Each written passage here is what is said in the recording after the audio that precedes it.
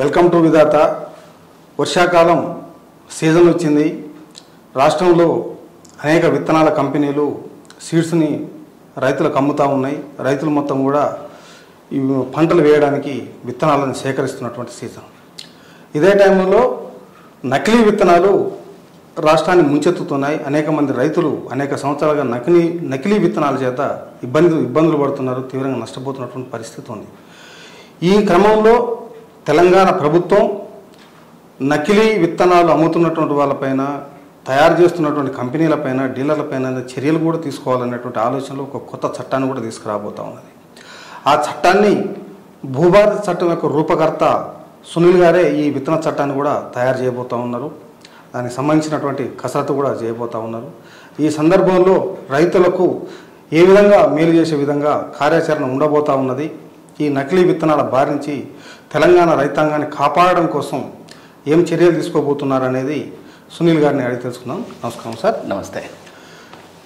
నకిలీ విత్తనాలు, నాణ్యత లేని విత్తనాలు పెద్ద ఎత్తున రైతుల్ని ఇబ్బంది పెడతా ఉన్నాయి, ఆర్థికంగా నష్టపోయే పరిస్థితి ఉంది.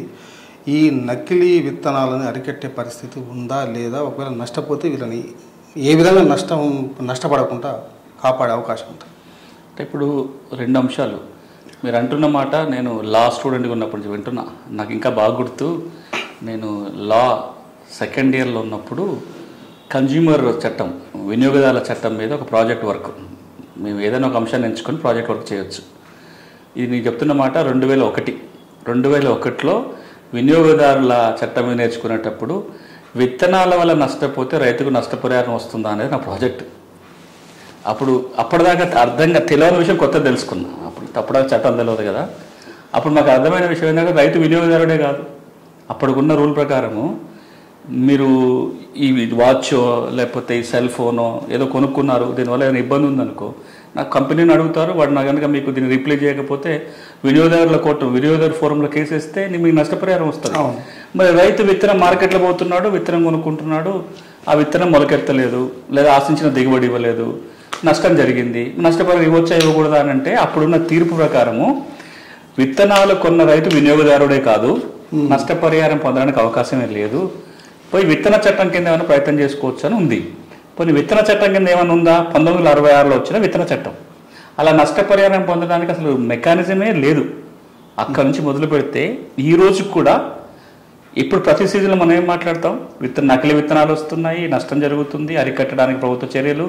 అయినా మళ్ళీ నకిలీ విత్తనాలు రైతులు వాడతారు, పంట నష్టం జరుగుతుంది. రైతులు రోడ్ల మీద రావడం, ధర్నా చేయటం, ఫెర్టిలైజర్ షాప్ కారణం, పెస్టిసైడ్ షాప్ కారణం, విత్తన డీలర్ దగ్గర పోయి గొడవలు చేయటం.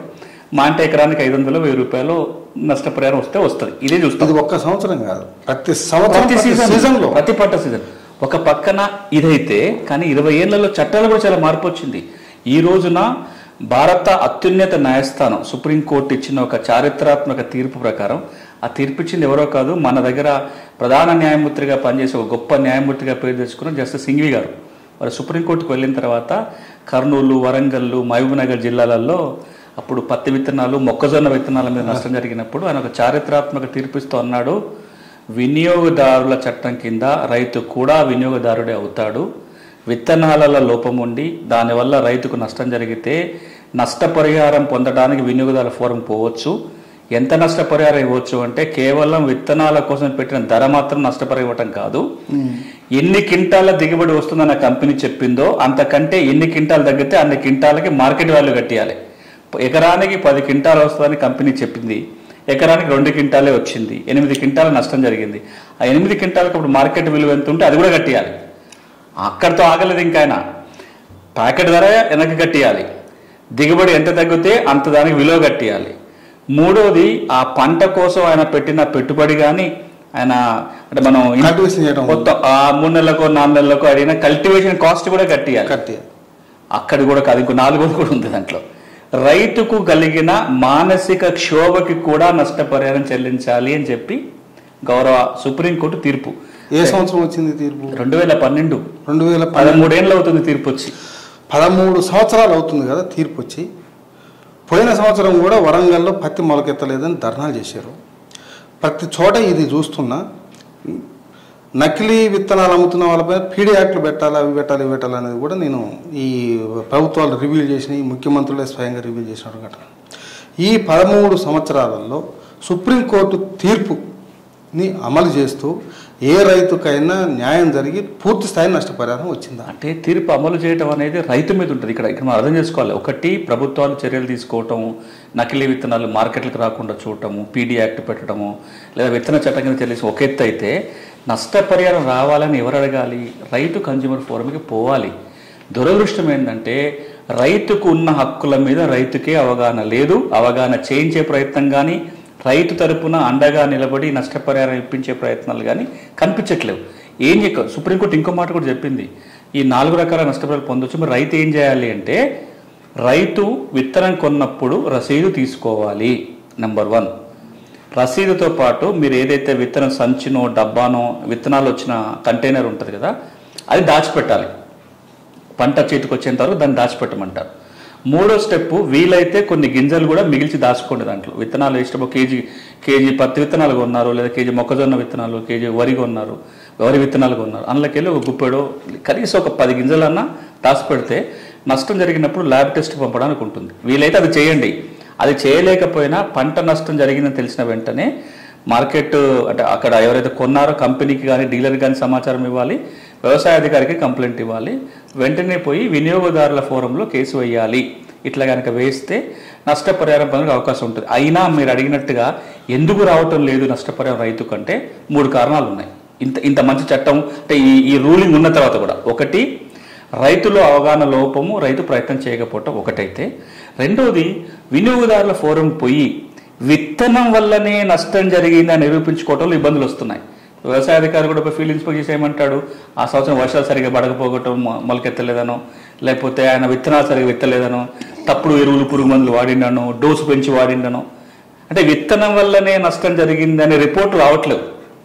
ఇక 3వది ఏంటంటే, రైతుకు అందాల్సిన న్యాయ సహాయం అందట్లే. ఇప్పుడు ఎవరు చేయాలి? వ్యవసాయ శాఖ కానీ, లీగల్ సర్వీస్ అథారిటీ వాళ్ళు కానీ, లేకపోతే రైతు సంఘాలు కానీ రైతుల తరపునన్నా కన్జ్యూమర్ ఫోరం పోగలిగితే కొంత నష్టపరిహారం వస్తుంది.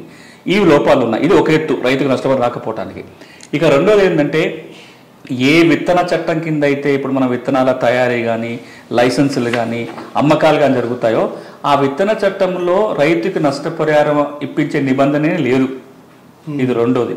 3వది, ఎవరైతే ఈ నకిలీ విత్తనాలు అమ్ముతున్నారో లేదా నకిలీ విత్తనాలు తయారు చేస్తున్నారో వీళ్ళ మీద కఠిన చర్యలు తీసుకోవడానికి విత్తన చట్టంలో నియమం లేదు.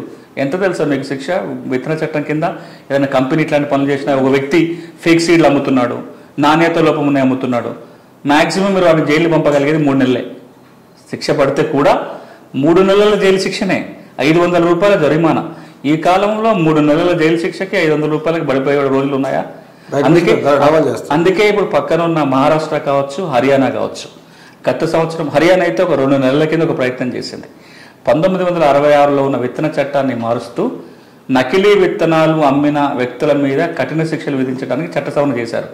శిక్ష మొదటిసారి తప్పు చేస్తే 5 ఏళ్ళు జైలు శిక్ష, రెండోసారి తప్పు చేస్తే 10 ఏళ్ళు జైలు శిక్ష.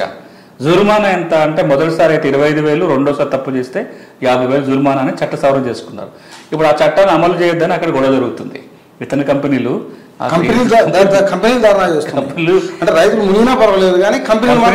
ఇట్లాంటివి ఉంటే మేము వ్యాపారం చేయడానికి కష్టం అవుతుంది, దీని నష్టం జరుగుతుంది, కాబట్టి ఈ సంవత్సరం మేము హర్యానాలో విత్తనాలనే అమ్మము అని అక్కడ ప్రభుత్వాన్ని రైతాంగాన్ని బెదిరించే పరిస్థితి కనపడుతుంది.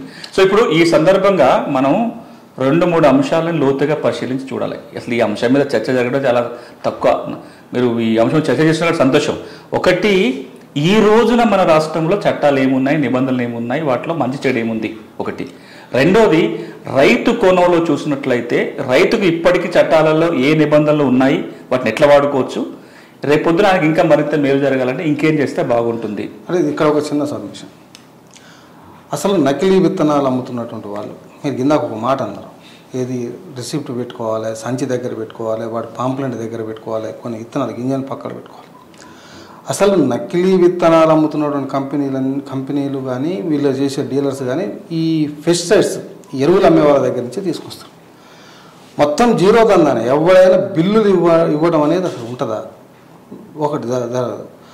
రెండోది, వ్యవసాయ శాఖ అధికారులు, వ్యవసాయ శాఖ కానీ విత్తనాభివృద్ధి సంస్థలు కానీ విత్తనాలని రైతులకు సరిపోను సీజన్కు సరఫరా చేస్తే వీళ్ళు ఇచ్చే దాంట్లో ఒక బిల్స్ అవి ఉంటాయి. మార్కెట్లోకి వచ్చేదే జీరో దందా 30-40%. అసలు రైతులకు బిల్స్ ఇస్తుర్రా, బిల్స్ తీసుకుంటుర్రా, ఇవి వ్యవసాయ శాఖ అధికారులు అసలు చెక్ చేస్తున్నటువంటి పరిస్థితి ఏమైనా ఉందా? ఇందులో 2 అంశాలు లేవనెత్తినాయి. ఒకటి, ఒకప్పుడు విత్తనం బయట నుంచి వచ్చిన ఇంకా రైతే విత్తనాలు దాచుకుంటాడు, వాడుకుంటాడు. మా అంటే పక్క రైతు నుంచి విత్తనాలు తీసుకోవడం, లేదా ఆ ఊళ్ళోకి వెళ్ళి విత్తనాలు అంతే. ఊరు దాటిపోయి సీజన్ పోయిందిగా. వినండి, అంటే మరి కాలక్రమం ఏం జరిగిందో చూస్తే ఇప్పుడు ఏం లేదు. ఒకప్పుడు ఊరు దాటిపోయి విత్తనం కొనుక్కునే అవసరమే లేదు. ఏమనుంటే ఊళ్ళో కొనుక్కోవటం, ఊళ్ళో వాడుకోవటమే. అప్పుడు కూడా తర్వాత ఏమైంది, విత్తన ఉత్పత్తి అంతా పబ్లిక్ సెక్టర్ చేతిలో ఉండే. అగ్రికల్చర్ యూనివర్సిటీస్ కావచ్చు, లేకపోతే ప్రభుత్వ రంగ విత్తన ఉత్పత్తి సంస్థలు ఉండేటివి. అప్పటి వరకు కూడా కొంత బాగానే ఉంది. ఎప్పుడైతే మనం లిబరలైజ్ చేసి ప్రైవేటు రంగాన్ని కూడా విత్తనోత్పత్తిలోకి, విత్తనాల తయారీలోకి, కొత్త వంగడాల కనిపెట్టలోకి తీసుకొచ్చామో అప్పుడు ఏమవుతుందంటే విత్తనం మెల్లమెల్లగా ప్రైవేట్ కంట్రోల్కి వెళ్ళిపోయింది. ఈ రోజున పరిస్థితి ఏంటంటే 100కి దాదాపు 90% పైగా విత్తనాలన్నీ కూడా ప్రైవేట్ మార్కెట్ మీద ఆధారపడడం అవుతుంది. రైతు కూడా ఒకసారి కొన్న విత్తనాలతో వచ్చిన పంట మళ్ళీ రెండోసారి విత్తనానికి పనికిరాదు, అది మళ్ళీ కొనుక్కోవాల్సిందే. పబ్లిక్ సెక్టర్లో తయారైన విత్తనం రైతు పొలానికి రావటం ఆల్మోస్ట్ ఆగిపోయింది. అందుకే ఇప్పుడు ప్రభుత్వం ఒక 2 చర్యలు తీసుకుని నిజంగా అవి సక్సెస్ఫుల్ కావాలని కోరుకుంటున్న బలంగా. అవి అయితే ఏమవుతుందంటే మీరన్న సమస్య తీరుతుంది. ఒకటి, వ్యవసాయ యూనివర్సిటీ తయారు చేసిన ఫౌండేషన్ సీడ్ గ్రామాలకు పోవాలని ఇప్పుడు మొన్న తెలంగాణ ప్రభుత్వం ఒక నిర్ణయం తీసుకొని ఊళ్ళల్లో ఎంపిక చేసిన రైతులకి ఈ ఫౌండేషన్ సీడ్ ఇచ్చే ప్రయత్నం జరుగుతుంది. ఇక రెండోది, ఈ సీడ్ కార్పొరేషన్ ఏం చెప్తుంది, తెలంగాణ సీడ్ కార్పొరేషన్ వాళ్ళు ఏం చెప్తున్నారంటే, మేము రైతులకు సరిపడా విత్తనాలు మా దగ్గర తయారు ఉన్నాయి, మా దగ్గర కొనుక్కోండి అంటున్నారు. కానీ ప్రజలకి, రైతులకు ఏమైపోయిందంటే ఈ ప్రైవేట్ కంపెనీలే ఎక్కువ దిగుబడి ఇస్తాయేమో, గవర్నమెంట్ విత్తన కంపెనీ ద్వారా కొనుక్కుంటే, ఈ సీడ్ కంపెనీ ద్వారా కొంటే అంత దిగుబడి రాదేమో అని ఒక అపోహ ఉంది. కానీ ఈ సీడ్ కార్పొరేషన్ పెద్ద ఎత్తున రైతులకు అవగాహన పెంచాలి. ఇగో ఈ విత్తనం వాడటం వల్ల మీకేం దిగుబడి తగ్గదు, దీనంతే వస్తుంది, భద్రత ఉంటుంది. ఇప్పుడు మీరు తెలంగాణ సీడ్ కార్పొరేషన్ విత్తనం కొన్నారనుకోండి, నకిలీ అయినా నష్టం జరిగినా మేము అడగొచ్చు. ఎందుకంటే దాని కంపెనీకి ప్రభుత్వ సంస్థ కాబట్టి హైదరాబాద్ ఒక కార్యాలయం ఉంటుంది, ఊళ్ళలో ఒక మండలంలోనో జిల్లాలో కార్యాలయం అడగడానికి ఉంటుంది. ఇది రెండో పని. అదే ప్రభుత్వాలే ఆ విషయాన్ని ప్రచారం చేయాలి. మా విత్తనాభివృద్ధి సంస్థ దగ్గర కొనుగోలు చేస్తే మీకు పంట రాకపోతే పంట నష్టపరిహారం 40,000 50,000 వస్తుంది, ఈ కాలానికి ఇంత తీస్తారు, ఈ లెక్క బట్టి ఈ చట్ట ప్రకారం వస్తుంది. అందుకని చేయాలి. తెలంగాణ ప్రభుత్వ విత్తనాభివృద్ధి సంస్థ దగ్గరనే విత్తనాలు కొనమనే విషయాన్ని ఎందుకు చెప్పడం లేదు? అదే ఇప్పుడు సీడ్ కార్పొరేషన్ కొంత ఈ మధ్యలో ఏదో యాక్టివ్ అయ్యే ప్రయత్నం చేస్తుంది. కానీ సీడ్ కార్పొరేషన్ 2 పనులు చేస్తే రైతుకు భరోసా కలుగుతుంది. ఒకటి, సీడ్ కార్పొరేషన్ ఉంది, విత్తనాలను మీకు సరిపోను ఉన్నాయి, ప్రైవేట్ కంపెనీలు ఏవైతే బ్రాండెడ్ విత్తనాలు ఉన్నాయో అంతే దిగుబడి వచ్చే మన బ్రాండ్లు కూడా ఉన్నాయి, ఆ ప్రచారం వెళ్ళాలి, విత్తనాలన్నీ కూడా అందుబాటులో పెట్టాలి, అవైలబిలిటీ ఉందని చెప్తున్నారు, పెద్ద ఎత్తున ప్రచారం జరగాలి.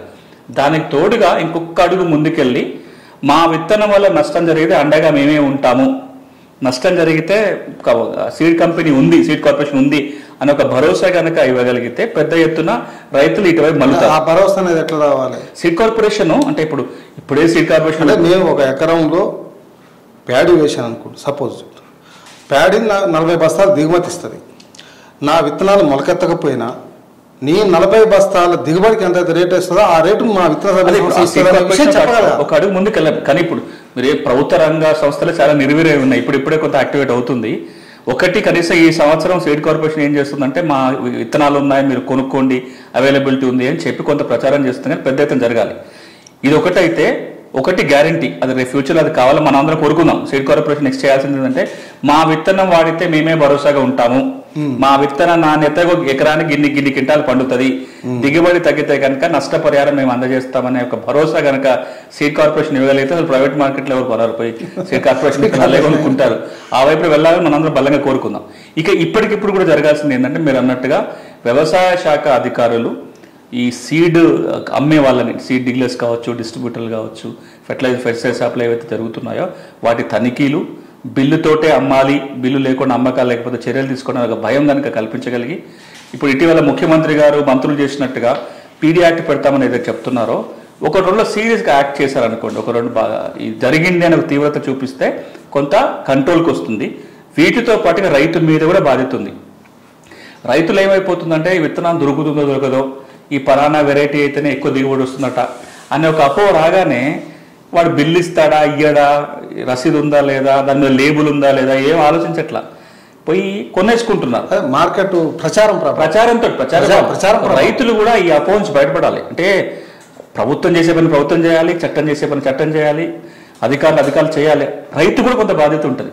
రైతులు కూడా జాగ్రత్త పడాల్సింది ఏంటంటే నమ్మకమైన చోట, ఇప్పుడు డీలర్ ఉంటాడు, వాడు రసీదు ఇచ్చి ఇది నమ్మకం ఉన్న చోట కొనుక్కోవాలి తప్ప మనకు తొందరపడి చేసుకుంటే నష్టాలే ఎక్కువ.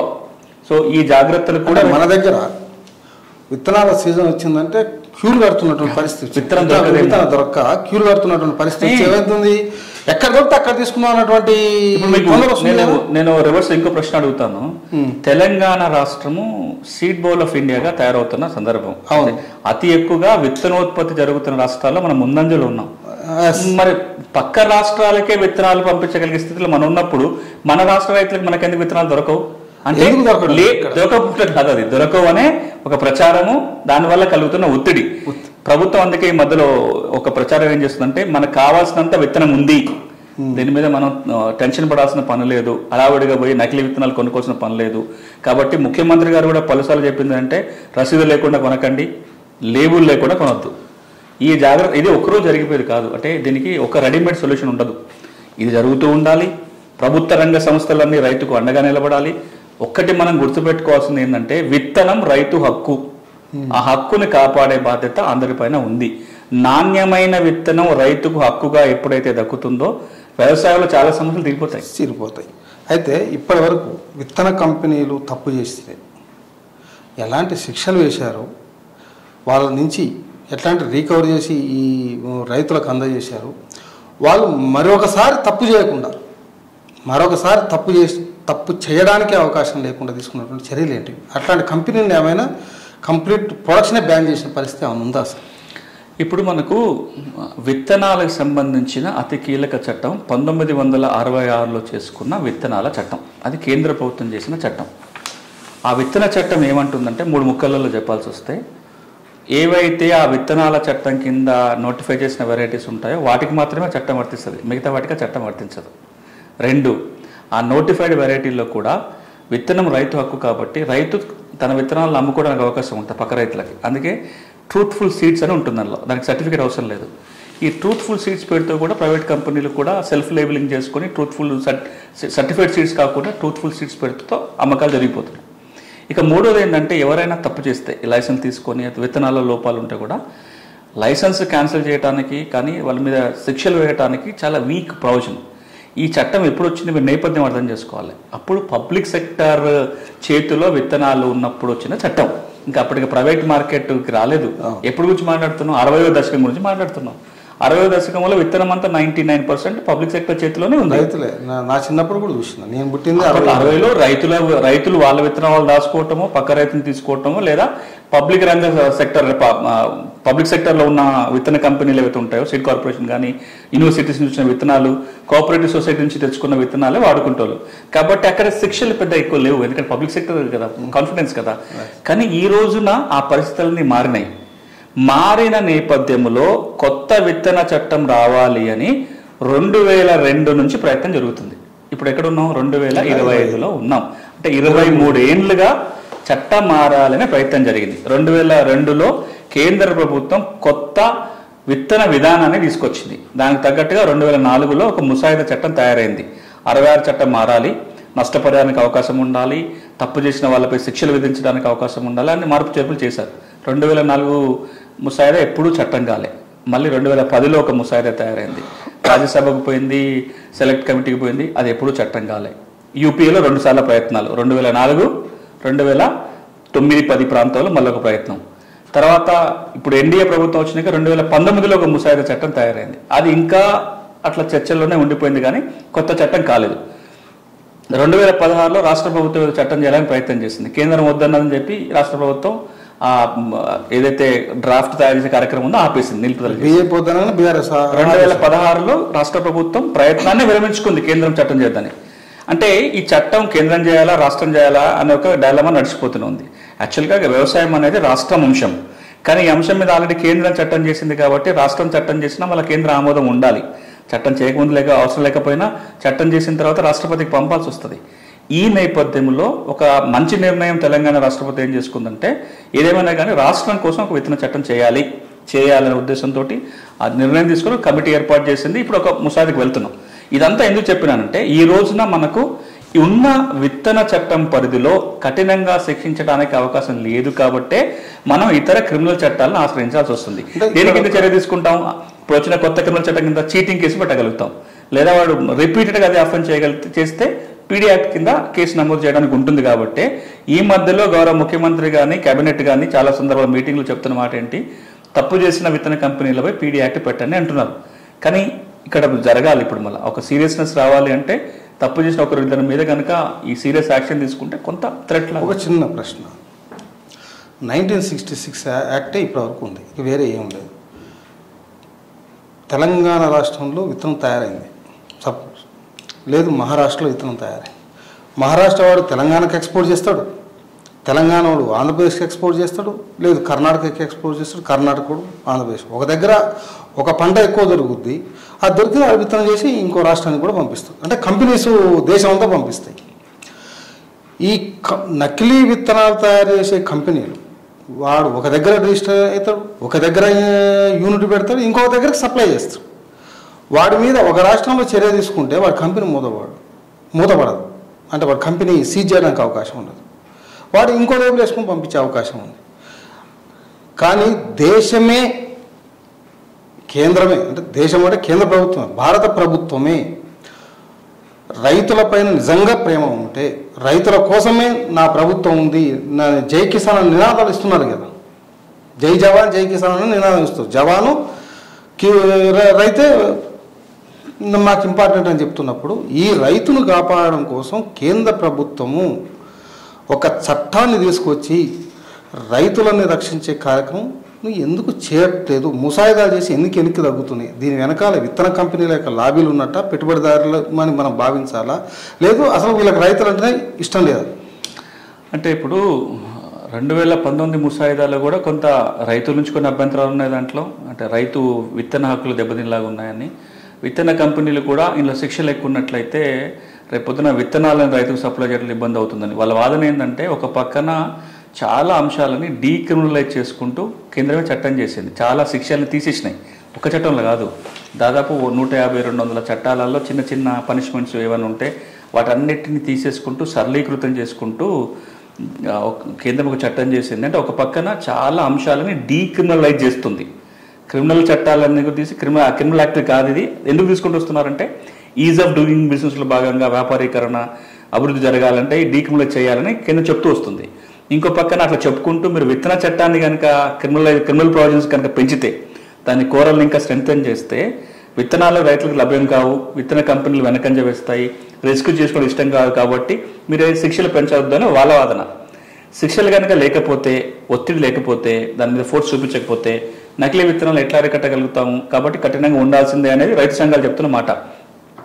ఇక్కడ ఎక్కడో ఒక చోట బ్యాలెన్స్ డ్రా చేయాలి. ఇప్పుడు అల్టిమేట్గా ఒక్కొక్కరు ఒక్కొక్క కోణంలో చూస్తారు అంశాన్ని. కానీ మనం విత్తన చట్టాన్ని ఏ కోణంలో చూడాలి? ఒక కోణం, నాణ్యమైన విత్తనం రైతుకు అందాలి, నష్టం జరిగితే రైతుకు నష్టపరిహారం రావాలి, అంతే. అది ఏదన్నా కానీ ఏ కంపెనీ, అది పబ్లిక్ సెక్టర్ కానీ ప్రైవేట్ సెక్టర్ కానీ ఎవరు చట్టం చేస్తారు? రాష్ట్రం చేస్తుందా, కేంద్రం చేస్తుందా? అల్టిమేట్ గోల్ ఏమి ఉండాలి చట్టానికి? ఇది ఉండాలి, నాణ్యమైన విత్తనం ప్రతి సీజన్లో రైతుకు అందాలి. ఆ విత్తనం వచ్చిన తర్వాత కూడా నాణ్యత లోపం వల్ల నష్టం జరిగితే రైతుకు నష్టపరిహారం రావాలి. మీరు చెప్తున్న దాన్ని బట్టి నాకు అర్థమైందంటే, సులభతర వాణిజ్యం పేరుతోటి నకిలీ విత్తనాలు ఉత్పత్తి చేసినా పర్వాలేదు, మందలి చోటు పెడదాం అన్నట్టే ఉంది. ఇప్పుడు కేంద్రం యొక్క వైఖరి, నకిలీ విత్తనాలు వస్తారని వాడు వ్యాపారం చేస్తాడు కదా, సులభతరంగా వాణిజ్యం చేస్తుండు కదా, అమ్ముకుంటుండు కదా, ఒకసారి కాబట్టి రైతు 2 సార్లు కోరుకుంటాడు ఏందన్నట్టుగానే ప్రభుత్వం ఆలోచిస్తున్నటువంటి విధానం ఉన్నట్టుగా చెప్తున్నాను. చట్టం మారాలి అంటే దాన్ని heat from the top, heat from the bottom అంటారు. పైనుంచి కింద నుంచి వేడి ఉన్నప్పుడే చట్టాలు వచ్చినాయి. ఒకసారి అంటే కింద ఒత్తిడి ఉండాలి, అంటే ఎవరి కోసం అయితే చట్టం రావాలో ఆ వర్గాల నుంచి ఒత్తిడి ఉండాలి, పైన ఉన్న వాళ్ళు కూడా ఒత్తిడి చేయాలి. ఇప్పుడు ఏమవుతుందంటే ఈ కొత్త విత్తనాల చట్టం కావాలని ఎన్ని రైతు సంఘాలు మాట్లాడుతున్నాయి, ఎక్కడ దీని మీద పెద్ద ఎత్తున చర్చ జరుగుతుంది? లేదు. పైనుంచి కూడా అప్పుడప్పుడు వాళ్ళు సీరియస్గా, మొన్న ఈ మధ్యలో కేంద్ర వ్యవసాయ శాఖ మంత్రి కొంత గట్టిగానే మాట్లాడాడు, అసలు విత్తన చట్టం మారాలి, అలా శిక్షలు కట్టింగ్ లేకపోతే ఇబ్బంది జరుగుతుంది, ఆయన ఒకప్పుడు ముఖ్యమంత్రిగా పనిచేసి వెళ్ళాడు కాబట్టి రాష్ట్ర స్థాయిలో ఉన్న అంశాల మీద కొంత దగ్గరగా చూస్తుంటాడు, ఆయనకు అది ఉంటుంది, ఫీల్ ఉంది కాబట్టి. కానీ ఆయన చెప్తున్న మాటలు ఆచరణలోకి రావాలి అంటే ఈ చట్టం మారాలి. నేను ఒక లాయర్గా, ఒక రైతు కుటుంబం నుంచి వచ్చిన వాడిగా, ఇన్నేళ్ల పాటు ప్రపంచ ఒప్పందాలు, వ్యవసాయ చట్టాలు చూసిన వ్యక్తిగా, వ్యవసాయ రంగంలో రైతుకు సంబంధించి రెండు కీలక చట్టాలు ఉంటాయి. ఈ రెండింటిని కనుక సరిచేయగలిగితే రైతుల 80% సమస్యలు తీర్చవచ్చు. ఒకటి భూమికి సంబంధించిన ROR చట్టం, 2 విత్తనాలకు సంబంధించిన ఒక విత్తన చట్టం. ఇక మూడోది ఉంటుంది, ఈ రెండు కాక మార్కెట్ల చట్టం. విత్తన చట్టము, ROR చట్టము, మార్కెట్ల చట్టం 3 గనక పకడ్బందీగా ఉంటే రైతుకు ఏ ఉచితాలు ఇవ్వకపోయినా ఎవరు అడిగటో ఏం అడగరు. రైతులకు రైతు బంధు అక్కర్లేదు. ఈ 3 గనక జరిగితే నా భూమి హక్కు భద్రంగా ఉండి, నాణ్యమైన విత్తనం నా చేతికొచ్చి, నాణ్యత లోపం ఉంటే నాకు నష్టపరిహారం వచ్చే విధానం ఉండి, నేను తీసుకుపోయిన పంట మార్కెట్లో నేను దర్జాగా ఏ ఇబ్బందులు లేకుండా అమ్ముకోగలిగే అవకాశం ఉండి, మోసాలు లేకుండా అమ్ముకోగలిగే అవకాశం ఉంటే రైతు ఎందుకు చేస్తాడు? కానీ ఇది చేయరు. కానీ కేంద్ర ప్రభుత్వమైనా రాష్ట్ర ప్రభుత్వాన్ని, ఇక్కడ కేసీఆర్ ప్రభుత్వం ఉన్నప్పుడు కానీ ఇప్పుడు రేవంత్ రెడ్డి ప్రభుత్వం రైతుకు పెట్టుబడి సాయం ఇస్తూనే ఉంటారు. మోడీ ప్రభుత్వం ఏంది, కిసాన్కు నేను సాయం చేస్తున్నా, ఎకరానికి 2,000 రూపాయలు 3,000 రూపాయలు అకౌంట్లో ఇస్తున్నా అని చెప్తున్నారు. కానీ నీకు మంచి విత్తనం ఇస్తా, మంచి ధర వచ్చేటట్టు చేస్తా, నీ భూమి సమస్య లేకుండా నేను పరిష్కరిస్తా అని చెప్పి ఎందుకు ఈ ప్రభుత్వాలు రైతుకు హామీ ఇవ్వలేకపోతున్నాయి? ఎక్కడ వెనకాడుతుంది అంటే ఒకటి మాట్లాడే ముందు తెలంగాణలో మాత్రం ఒక సంతోషం ఏంటంటే గత సంవత్సర కాలంలో ROR చట్టం మారింది. పాత చట్టం పోయి ఒక పకడ్బందీ చట్టం అయితే వచ్చింది. ఇప్పుడు దీని ఆచరణలో చాలా చేసుకోవాల్సిన అవసరం ఉంటుంది. రెండోది విత్తన చట్టం చేయాలని నిర్ణయం, కొత్త విత్తన చట్టం చేసే ప్రయత్నం జరుగుతుంది. సైమల్టేనియస్గా మార్కెట్ చట్టాలు కూడా లోపాలు ఉన్నాయి, వాటిని సరిదిద్దే ప్రయత్నం కూడా మొదలైంది. మేము కూడా కొన్ని సలహాలు సూచన చెప్పినాం. ఈ 3 కనుక తెలంగాణ జరిగితే ఈ 3 ఒక రోల్ మోడల్ అవుతుంది దేశానికి ఒక రోల్ మోడల్ అవుతుంది. ఇప్పుడు ROR చట్టం ఉంది. నేను ROR చట్టము కీలక పాత్ర పోషిస్తూ రాస్తున్నప్పుడు నేనే 18 రాష్ట్రాల నుంచి అన్ని RORలు తెప్పించుకొని ఏ రాష్ట్రంలో ఎట్లుందో పూర్తిగా అధ్యయనం చేసిన తర్వాత తెలంగాణ ROR రాసాం. ఇప్పుడు నేను ధైర్యంగా చెప్పగలుగుతా, మిగతా రాష్ట్రాల ROR చట్టంతో పోల్చుకుంటే మనది ఒక ప్రోగ్రెసివ్ చట్టం. రాబోయే 20-30 ఏళ్ళకు కూడా పనికొచ్చే విధంగా ఉపయోగపడుతుంది. రేపు ఏ రాష్ట్రం వాళ్ళన్నా మేము వాళ్ళ ROR చట్టం మార్చుకోవాలనుకున్నప్పుడు మనం ఒక ఎగ్జాంపుల్గా తీసుకుని అంత తయారు చేయగలిగాం. రేపు విత్తన చట్టం కూడా అది ఈ రాష్ట్రం చేస్తే మిగతా రాష్ట్రాల్లో కూడా ఒక ఆదర్శంగా ఉండేలాగా చేయొచ్చు. రెండోది, ఈ విత్తన చట్టం తయారైనాక మళ్ళీ కేంద్ర ప్రభుత్వానికి పంపాల్సి వస్తుంది, ఎందుకంటే రాష్ట్రపతి ఆమోదంకి వెళ్ళాలి. అప్పుడు ఒక ఎగ్జాంపుల్ ఉంటుంది. ఇప్పుడు ఒక చట్టం ఉంది, ఒక ఒత్తిడి పెరుగుతుంది. మూడోది, మార్కెట్ చట్టంలో కొన్ని మార్పులు వస్తాయి. సో ఈ తెలంగాణలో కొంత కదలిక ఉంది, కొంత మారుతుంది. కేంద్ర స్థాయిలో కూడా అది మీరు కేంద్ర స్థాయిలో ఉన్నా మిగతా రాష్ట్రాల్లో మీకు తెలియదు కాదు, రైతులు ఆర్గనైజ్డ్ సెక్టర్ కాదు. ఇప్పుడు మొదటి నుంచి కూడా ఇన్నేళ్ల నుంచి కూడా రైతు వైపున లేదా రైతు నేను ఈ పంటను వేయను, ఈ సంవత్సరం నేను వ్యవసాయం చేయనని ధర్నా చేయలేడు. పంట చేతికి వచ్చినప్పుడు నేను అమ్మకుండా ఒక 6 నెలలు నా ఇంట్లో దాచుకుంటా అని చెప్పలేడు. మొత్తం కాబట్టి స్టోరేజ్ చేసుకోవడానికి లేదు. రైతులు సంఘటితంగా అడగడానికి అవకాశం, ఎప్పుడెప్పుడైతే రైతులు సంఘటితంగా అడగగలిగారో, రైతుల సమస్యలు వాళ్ళు ఇంకెవరైనా ఆర్టికులేట్ చేయగలిగారో ఫలితాలు వచ్చినాయి. ఇప్పుడు తెలంగాణలో కావచ్చు, ఇంకెక్కడైనా సరే రైతుకు ఆశించిన మార్పు జరగాలి అంటే అందరం ఎప్పుడొకప్పుడు రైతు కుటుంబాలు వచ్చిన వాళ్ళు, ఇలా డాక్టర్లు, లాయర్లు, ఇంజనీర్లు, యాక్టర్లు ఎవరైనా సరే ఒక తరం వెనకాల 2-3 తరాల వెనకాలనైనా మనం సోర్సు రైతు కుటుంబం నుంచి ఉంటాం. హైదరాబాద్ రాష్ట్రం నుంచి మొదలు పెడితే ఉమ్మడి ఆంధ్రప్రదేశ్ కానీ ఇప్పుడు ప్రత్యేక తెలంగాణ రాష్ట్రం ముఖ్యమంత్రులు అంతా రైతులే, రైతు కుటుంబాల నుంచి వచ్చిన వాళ్ళే. ఆ తర్వాత డబ్బు సంపాదించుకుని ఏమైనా చేసుకోవచ్చు, అది విషయం. కానీ మొత్తము రైతులే. కానీ ఏ ఒక్క ముఖ్యమంత్రి కూడా రైతు కోసం పనిచేస్తున్నాను కానీ రైతు ప్రయోజనాలు నిజంగా ప్రతిబింబించాలనేది జరిగింది దాఖలాలు లేవు. అంటే కొన్ని మనము అంటే అంత బ్లాంకెట్గా అనలేకపోయినా ఒక 1.5 years చూస్తే కూడా ROR చట్టం ఇంత ఫాస్ట్గా రావటం ఒక అడ్వాంటేజే. అంటే ఎవరి ఇంట్రెస్ట్ ఎట్లున్నా కానీ ఈ రోజున తెలంగాణలో ROR చట్టం రావడానికి ప్రధాన కారణం చీఫ్ మినిస్టర్, అది ఆన్ రికార్డు. ఎందుకంటే ఆయన మొదటి నుంచి ఇంట్రెస్ట్ చూపించింది కాబట్టి ఈ రోజున ఇది ఉంది. తర్వాత రెవెన్యూ మంత్రి దాంట్లో రేవంత్ రెడ్డి గారి యొక్క కృషి, ఆయన కూడా రైతు కుటుంబం నుంచి వచ్చిన వాడిగా రైతులు ఆలోచిస్తుంది కాబట్టి నాతో చాలాసార్లు వారు అన్న సందర్భం ఏంటంటే రైతుకు భూమి హక్కు చాలా కీలకం, మనం తీసుకొస్తున్నది రెవల్యూషనరీ చేంజ్, ఇంతకుముందు జరిగిన దానికంటే డ్రాస్టిక్ మార్పు తెస్తున్నాం కాబట్టి జాగ్రత్త తీసుకుంటూ ఒక పకడ్బందీ చట్టం తేవాలన్నాము. చట్టం తెచ్చిన తర్వాత కూడా ఇది కలెక్టర్లకు తెలవాలని నాకు ఆ రోజు కలెక్టర్ కాన్ఫరెన్స్లో నేను ప్రజెంటేషన్ చేసేటప్పుడు వారు చెప్తేనే ప్రజెంటేషన్ ఇచ్చిన. కలెక్టర్లకు ఇచ్చిన ఆదేశం ఏంటంటే మీరు చట్టాన్ని తీసుకెళ్లి రైతుకు చెప్పాలి, ఇది చాలా భారీ మార్పు వస్తుంది కాబట్టి రైతులు సన్నద్ధం చేయాలి, మీరు మండలాల మీటింగ్ పెట్టాలి, మండలాల మీటింగ్ పెట్టి ఆధార్ వేసుకొని రావటం కాదు, మీరే పోయి మండలంలో మీటింగ్లో కూర్చొని బోర్డు పెట్టుకొని మైక్ పట్టుకొని రైతులకు చట్టాన్ని ఎక్స్ప్లెయిన్ చేయాలి, ప్రతి మండలానికి కలెక్టరే పోవాలి, నేను రివ్యూ చేస్తా, మీ పర్ఫార్మెన్స్ కనుక సరిగా లేకపోతే మీరు ట్రాన్స్ఫర్ చేసి నేను హైదరాబాద్లో కూర్చోపెడతాను ఆదేశాన్ని అంత గట్టిగా చెప్పారు. కాబట్టి భూభారతి చట్టం మీద అందరూ ప్రతి మండల కేంద్రంలో అవగాహన సదస్సు జరిగింది. రేపు పొద్దున కూడా అంటే ఈ మాటలు ఎందుకంటున్నానంటే ఎవరెవరైతే ఆ కీలకమైన స్థానంలో ఉన్న వాళ్ళు కనుక గట్టి సంకల్పం చేసుకుంటే రైతుకు న్యాయం జరిగింది. ఎప్పుడెప్పుడు రైతుకు మంచి జరిగిందో అప్పుడప్పుడు రెండే ప్రధాన కారణాలు ఉంటాయి. ఆ కుర్చీలో కూర్చున్న ఆయన రైతుల కోసం ఆలోచించే వ్యక్తి అయి ఉంటాడు, లేదా కింద విపరీతమైన ఒత్తిడి వచ్చేనే ఉంటుంది. సో ఇప్పుడు ఈ విత్తన చట్ట విషయంలో దేశవ్యాప్తంగా మంచి జరగాలంటే రైతులు, రైతు సంఘాలు ఆలోచన చేయాలి. రేపొద్దున కేంద్ర ప్రభుత్వం కానీ మిగతా రాష్ట్రాలకు కానీ ఆ వైపున వెళ్ళాలి. ఇప్పుడు ఒక కమిటీ వేశారు విత్తన చట్టం కోసం, అంటే నకిలీ విత్తనాలను అరికట్టడం కోసం ఒక కమిటీని వేశారు. ఆ కమిటీలో మీరు ఉన్నారు. ఈ కమిటీ విత్తన చట్ట ముసాయిదా రూపకల్పన కోసం ఏమి చర్యలు తీసుకుంటున్నది, ఏ రూపంలో ఈ చట్టాన్ని తీసుకురావడం కోసం మీరు ప్రయత్నం చేస్తాం ఎట్లా? ఇప్పుడు మనం ఇప్పటిదాకా మాట్లాడుకున్న సమస్యలు తీరాలంటే ముందు చట్టంలో మార్పు జరగాలి. ఆ మార్పు రావడం కోసమే కొత్త చట్టం అని చెప్పి ఎక్స్పర్ట్స్ తోటి ఒక కమిటీ వేశారు. దాంట్లో వ్యవసాయ శాఖ వాళ్ళు ఉన్నారు, అగ్రికల్చర్ సైంటిస్టులు ఉన్నారు, పాలసీ నేను లీగల్ ఆస్పెక్ట్ చూడటానికి. అంటే అల్టిమేట్గా ఎవరు ఆ సలహాలతోటి చట్టం రూపొందాలంటే ఉండాలి, లీగల్ మనిషి ఉండాలి. కాబట్టి కీలకంగా వ్యవహరించడానికి ముఖ్యమంత్రి గారు, వ్యవసాయ శాఖ మంత్రి, అట్లనే మన అగ్రికల్చర్ కమిషన్ చైర్మన్ కోదండ రెడ్డి గారు వాళ్ళ ముగ్గురు చొరవతోటి ఈ కమిటీ ఏర్పాటైంది. ఈ కమిటీ ఏర్పాటైనప్పుడు వ్యవసాయ శాఖ మంత్రి గారు కానీ కోదండ రెడ్డి గారు కానీ ఆలోచన ఏంటంటే అందరినీ కలుపుకొని పోయి అందరినీ సంప్రదించి ఒక మంచి ముసాయిదా ప్రభుత్వం దృష్టికి తీసుకురావాలని. అందుకే మొట్టమొదటి మీటింగ్లో మేము తీసుకున్న నిర్ణయము భూభారతి చట్టాన్ని ఎట్లయితే చట్టం అసెంబ్లీ పోకముందే అందరి అభిప్రాయాలను సేకరించి ఒక ముసాయిదా తయారైందో విత్తన చట్టం కూడా అందరి స్టేక్ హోల్డర్ని సంప్రదించిన తర్వాతనే ముసాయిదా తయారు కావాలి. వచ్చిన ముసాయిదాన్ని కూడా మళ్ళీ పబ్లిక్లో పెట్టాలని ఒక నిర్ణయం. కాబట్టి ఇప్పుడు జిల్లాల పర్యటనలు చేస్తున్నాం. కలెక్టరేట్లలో అన్ని జిల్లాలకు వెళ్ళి, కనీసం ఉమ్మడి జిల్లాల కన్నా వెళ్ళి అక్కడ అన్ని వర్గాలను పిలిచి వాళ్ళ అభిప్రాయాలు తెలుసుకునే ప్రయత్నం వరంగల్ జరిగింది, గద్వాల కూడా ఈ మధ్యలో జరిగింది, మిగతా జిల్లాలకు కూడా పోతాం. కేవలం జిల్లా హెడ్ క్వార్టర్లో కూర్చోవడం కాకుండా ఫీల్డ్కి పోతున్నాం. నేనే వరంగల్లో 5-6 గ్రామాలలో వెళ్ళి మాట్లాడొచ్చిన. రాబోయే నెల రోజులలో వీలైనన్ని ఎక్కువ గ్రామాలకు వెళ్ళి రైతులతోటి మాత్రమే కాకుండా రైతులతో మాట్లాడతాము. విత్తనాలు ఉత్పత్తి చేసే రైతులు ఉన్నారు, విత్తనోత్పత్తి చేసే రైతులు ఉన్నారు, వాళ్ళతోటి కావచ్చు, విత్తనాన్ని అమ్మే వాళ్ళ నుంచి అందరితో మాట్లాడి ఒక మంచి ముసాయిదాన్ని తయారు చేసే ప్రయత్నం చేస్తాం. సో కన్సల్టేటివ్ ప్రాసెస్ ద్వారా కొత్త చట్టం యొక్క ముసాయిదా తయారవుతుంది. అప్పుడు అది క్యాబినెట్కి వెళ్ళాలి, తర్వాత అసెంబ్లీకి వెళ్ళాలి. వ్యవసాయ శాఖ మంత్రి గారు కూడా 2-3 సార్లు అన్నది ఏంటంటే రాబోయే అసెంబ్లీలోనే ఈ విత్తన చట్టాన్ని వెళ్ళే విధంగా తీసుకెళ్దాని ఉద్దేశంతో చాలా తక్కువ టైం పెట్టుకున్నాం. జూన్ చివరి వరకు ముసాయిదా తయారు కావాలి.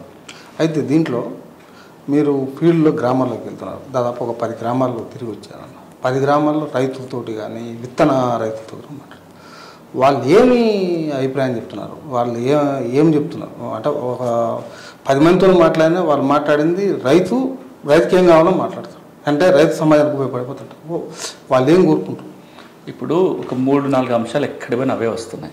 ఒకటి, నాణ్యమైన విత్తనం రావాలి అంటే లేబులింగ్ మీద ప్రభుత్వ సర్టిఫికేషన్ ఉండాలి. అంటే ప్రతి విత్తనం ముందే ప్రభుత్వ ఏజెన్సీ ద్వారా చెకింగ్ చేసి వస్తే కనుక కొంత భరోసా ఉంటుంది. ఇప్పుడు చాలా వరకు ప్రభుత్వం వెరిఫికేషన్ ఏమి ఉండదు, ట్రూత్ఫుల్ లేబుల్ తోటి ఎవరైనా అమ్ముకోవచ్చు. కొన్ని విత్తనాలు అయితే లాట్ వస్తుంది, ఆ లాట్ వచ్చిన వాటిని టెస్టింగ్ పంపుతారు, టెస్టింగ్ పోయి వచ్చే లోపల విత్తనం సీజన్ అయిపోతుంది, అంటే రైతులు కొనేసుకుంటారు. కాబట్టి గవర్నమెంట్ టెస్టింగ్ ఈ నాణ్యత మీద ప్రభుత్వ అజమాయిషీ ఉండాలి అనేది ఒకటి అన్ని చోట్ల వస్తుంది. 2, మనం మాట్లాడుకున్నట్టుగా వీలైనంతగా ప్రభుత్వ ఏజెన్సీల ద్వారానే విత్తనాల విక్రయం, అది ప్రభుత్వ తయారు చేసే విత్తనం కావచ్చు, ప్రైవేట్ విత్తనమైనా గవర్నమెంట్ కంట్రోల్డ్ షాపులలో నుంచి సప్లై చేస్తే కొంత మెరుగవుతుంది అన్నది. 3 చెప్తున్నారంటే ప్రతి విత్తనం ప్యాకెట్ మీద ఎన్ని క్వింటాల దిగుబడి వస్తుందో దానికి గ్యారంటీ ఉండే విధంగా డిస్క్రిప్షన్లో ఉండాలి. పంటకు ఎట్లయితే ఇన్సూరెన్స్ ఉందో అసలు విత్తనాలకు కూడా ఇన్సూరెన్స్ ఉండాలి. సీడ్ ఇన్సూరెన్స్ కనుక ఉంటే నష్టం జరిగినప్పుడు ఏదో ఒక రూపకంగా రైతుకు మేలు జరిగే అవకాశం ఉంటుంది. కాబట్టి అది చేయమని కోరిక. ఇక అన్నిటికంటే ఇంపార్టెంట్ ఏంటంటే నష్టం జరిగినప్పుడు నష్టపరిహారం ఇప్పించే మెకానిజం ఉండాలి. అది మనకు పత్తి విత్తనాల చట్టంలో ఉంది, విత్తన చట్టంలో లేదు. కానీ ఉమ్మడి ఆంధ్రప్రదేశ్ పత్తి విత్తనాల కోసమే ప్రత్యేక చట్టం చేసింది. ఎందుకంటే ఉమ్మడి ఆంధ్రప్రదేశ్లో తెలంగాణ ప్రాంతం కావచ్చు, తెలంగాణ రాష్ట్రం కావచ్చు, ఆంధ్రప్రదేశ్ రాష్ట్రంలో కూడా ఎక్కువ శాతం పత్తి సాగు జరుగుతుంది. పత్తి విత్తనాల ధర మీద నియంత్రణ లేదు. పత్తితో నష్టపోయే రైతులు ఎక్కువ సంఖ్య ఉన్నప్పుడు అప్పటి ఉమ్మడి రాష్ట్ర ప్రభుత్వం ఒక నిర్ణయం తీసుకొని ఒక చట్టం చేస్తే పత్తి విత్తనాల చట్టంలో పత్తి విత్తనాల ధరని ప్రభుత్వమే నిర్ధారణ చేయొచ్చు.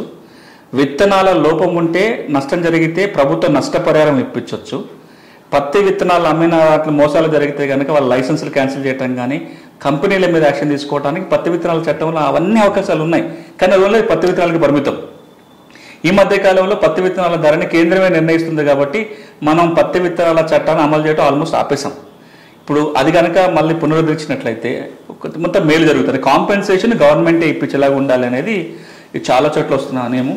ఈ విత్తనాలు అమ్మే వాళ్ళు కూడా వచ్చి మాట్లాడారు. డీలర్లు కానీ షాపులలో ఏమంటారంటే మేము అంటే జెన్యున్గా అమ్మే వాళ్ళు ఎవరైతే ఉన్నారో మేము డీలర్లు మాత్రమే, మేము కంపెనీ తయారు చేసిన విత్తనాన్ని అమ్ముతున్నాం. నష్టం జరిగితే మా మీదనే ఒత్తిడి వస్తుంది, కానీ కంపెనీలు కదా రెస్పాన్సిబుల్ ఉండాల్సింది. సో కంపెనీలని రెస్పాన్సిబిలిటీ చేస్తూ వాళ్ళ ద్వారా ఇప్పించే ప్రయత్నం చేయాలి దాంట్లో, లేకపోతే మేము ఇబ్బందులు పడే అవకాశం ఉందని జెన్యున్గా చెప్తున్నారు. ఏది ఏమైనా అన్ని చోట్లకెళ్ళి ఇప్పుడు వీళ్ళు కావచ్చు, గత 20 ఏళ్ళుగా నేను వేరు సందర్భాలలో ఈ అంశం మీద మాట్లాడినప్పుడు తెలుసుకునే ప్రయత్నం చేసినప్పుడు ఎవరైనా చెప్పేది ఏంటంటే విత్తనం మీద ప్రభుత్వానికి నియంత్రణ ఉండాలి. రైతే తన విత్తనాన్ని తను వాడుకునే అవకాశం వెసులుబాటు ఉండేదాకా నడిపించాలి. ప్రభుత్వ రంగ సంస్థలో తయారైన విత్తనాలు రైతు పొలాలకు వచ్చేటట్టుగా చూసుకోవాలి. నష్టం జరిగినప్పుడు ప్రభుత్వమే నష్టపరిహారం ఇప్పించే మెకానిజం ఉండాలి. తప్పు చేసిన వాళ్ళకి శిక్షలు పడతాయనే ఒక భయాన్ని కూడా క్రియేట్ చేయగలిగితే ఇది కొంత రెగ్యులేట్ అవుతుంది. మనం కనుక విత్తనం మీద జాగ్రత్త తీసుకోకపోతే సాగుకి మూలం విత్తనం దగ్గరే లోపం ఉంటే రైతుకు భారీ నష్టాలు జరుగుతుంది. అది జరగకుండా ఉండాలంటే ఇప్పుడు వ్యవసాయానికి సంబంధించి తెలంగాణ రాష్ట్రంలోనే 50 చట్టాలు ఉన్నాయి. 25 కేంద్ర ప్రభుత్వ చట్టాలు రాష్ట్రంలో అమలు జరుగుతున్నాయి. తెలంగాణ రాష్ట్రంలో రాష్ట్ర ప్రభుత్వం చేసిన చట్టాలు ఒక 20 ఉన్నాయి. ఈ 50 చట్టాలలో ఓ 5 చట్టాలన్నా అందరికి తెలుసా? రైతుకి తెలియదు కదా. ఒక చట్టం కూడా ఇప్పుడు జరగాల్సింది ఏంటంటే ఇప్పుడు మాట్లాడుకున్నవన్నీ ఒక ఎత్తు, రైతుకు చట్టం తెలవాలి. చట్టంతో అవసరం వచ్చినప్పుడు అండగా నిలబడే వ్యక్తి ఉండాలి. ఆ ప్రయత్నమే మేము లీవ్ సంస్థ నుంచి గత 2 ఏళ్లుగా చేస్తున్నాం. మేము చేసిన కార్యక్రమాలలో గ్రామాల పోయి అగ్రి లీగల్ ఎయిడ్ క్లినిక్లను ఏర్పాటు చేసాం. గౌరవ హైకోర్టు లీగల్ సర్వీస్ అథారిటీ సహకారంతో 100 గ్రామాలలో అగ్రి లీగల్ ఎయిడ్ క్లినిక్లు ఏర్పాటు జరిగింది. వరంగల్ జిల్లా కోర్టులో ఇప్పటికీ అగ్రి లీగల్ ఎయిడ్ క్లినిక్ నడుస్తుంది. రైతుకు భూమి వ్యవసాయం సంబంధ సమస్యలు ఒక వ్యక్తిగా చేస్తున్నారు. ఇది ప్రభుత్వం ఇదే పని అంటే మేము చేసేది కూడా పెద్ద ఎత్తున చేస్తామని కాదు. మేము చేసేటన్నీ ఎప్పుడైనా పైలట్లే. ఈ పైలట్ స్కేల్అప్ ఎవరు చేయాలి? ప్రభుత్వం చేయాలి.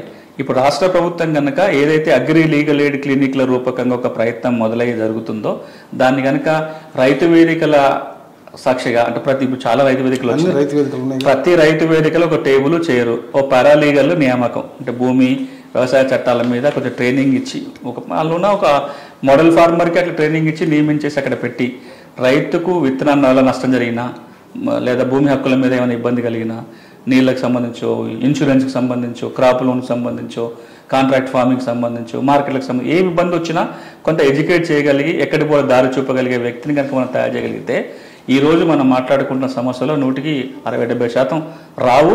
వచ్చినా అక్కడే సత్వరంగా పరిష్కారం చేయొచ్చు.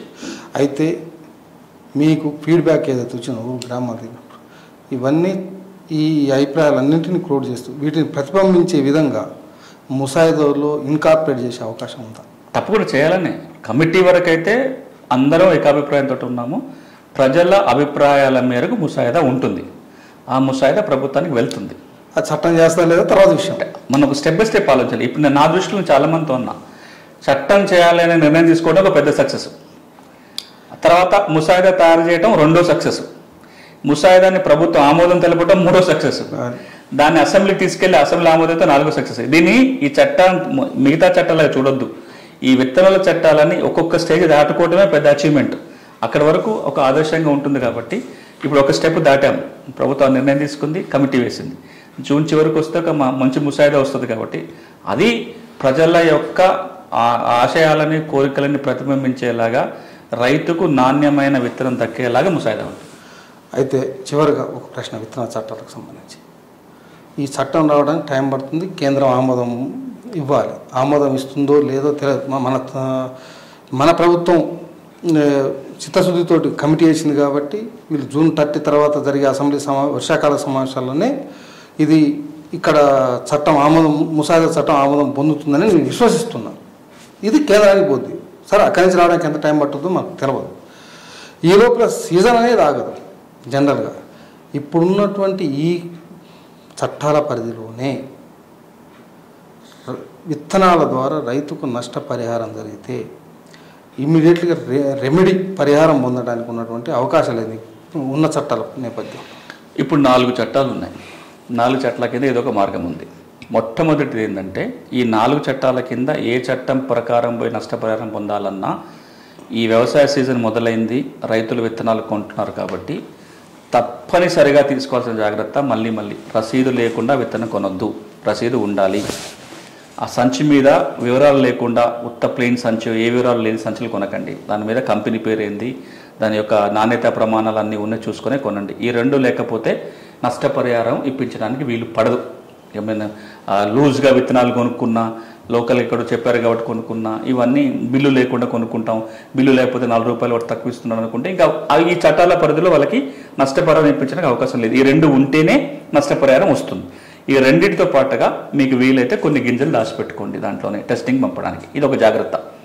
రేపు పొద్దున విత్తనం వల్ల నష్టం జరిగింది, అసలు విత్తనమే మొలకెత్తలేదు, లేదా పూత పోయలేదు, ఖాత రాలేదు, ఏ స్టేజ్లో మీకు అది ఫెయిల్ అయిందని తెలిసిన వెంటనే వ్యవసాయ శాఖ అధికారికి సమాచారం, సంబంధిత డీలర్కి ఒక సమాచారం ఇవ్వాలి తప్పకుండా.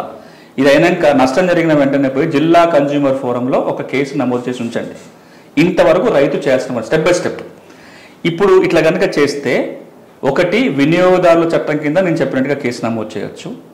పత్తి విత్తనం వల్ల నష్టం జరిగితే రాష్ట్ర ప్రభుత్వమే నష్టపరిహారం ఇప్పించడానికి 2007లో చేసిన పత్తి విత్తనాల చట్టం కింద అవకాశం ఉంది. ప్రభుత్వం ఆ చర్యలు తీసుకోవాలి. మూడోది కేంద్ర ప్రభుత్వం 2001లో కొత్త వంగడాలు మరియు రైతు హక్కుల చట్టంలో ఒక చట్టం చేశారు. ఈ కొత్త వంగడాలు రైతు హక్కుల చట్టం దేనికోసం అంటే ఏ కొత్త వెరైటీ కనిపెట్టినా దాని కింద రిజిస్టర్ చేసుకోవాలి. అలా కొత్తగా కనిపెట్టబడ్డ వంగడం నుంచి వచ్చిన విత్తనాలను కనుక వాడి ఉన్నట్లయితే నష్టం జరిగితే కేంద్రాన్ని అడగవచ్చు నష్టపరిహారం. ఏ ప్రైవేట్ కంపెనీ నుంచి వచ్చినా కేంద్రాన్ని నష్టపరిహారం ఇవ్వని అడగవచ్చు. ఇది 3 మార్గాలు. ఇక 4వ మార్గం ఏంటంటే ఎప్పుడైనా సరే రైతు సివిల్ కోర్టులో కేసు వేసుకోవచ్చు ఇక ఉన్నాయని. ఇప్పుడు ఈ 4 మార్గాల ద్వారా ఏ మార్గంలో పోవాలన్నా సరే నేను ముందు చెప్పిన జాగ్రత్త తీసుకుంటే అవుతుంది. ఇక దీనికి మించి వెళ్ళాలంటే రేపు పొద్దున విత్తన చట్టం కనుక మారి విత్తన చట్టంలోనే నష్టపరిహారం ఇప్పించగలే వెసులుబాటు కనుక ఉంటే అప్పుడు రైతుకు కొంత ఈజీ అవుతుంది.